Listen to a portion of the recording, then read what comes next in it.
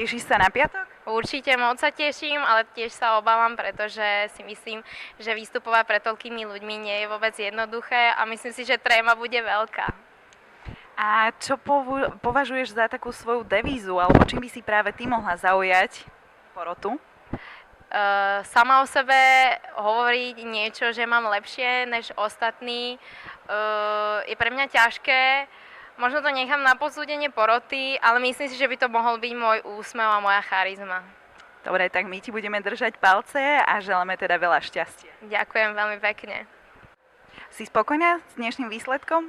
Áno, ja som spokojná, sa priznám, že ona je aj môj tip na víťazku, lebo už sme dostali otázku, že koho tipujeme, že by vyhrala. Ja som povedala, že finalistka s číslom 1, čiže Saška. Ďakujem pekne. Natálka, ty si za dnešný deň koho tipovala ako víťazku Miss Press? Priznám sa, že je to veľmi zložitá otázka, rovnako ako aj otázka týkajúca sa víťazky celej súťaže. Saška je veľmi sympatický človek, myslím, že aj na prvý dojem ide z nej veľká charizma, takže ja si myslím, že právom je víťazkou.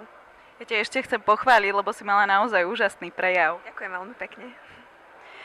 Tu máme ďalšiu Natálku. A Natálka, ty čo hovoríš na dnešný deň, alebo teda výsledky?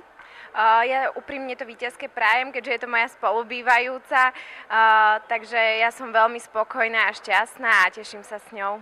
Ešte sa chcem opýtať, dievčatá, tešíte sa na piatok? Ja sa už neviem dočkať, pretože určite to bude pre každú z nás nezabudnutelný zážitok. Nie si trošku nervózna, Natálka? Som, ale to sme asi každá.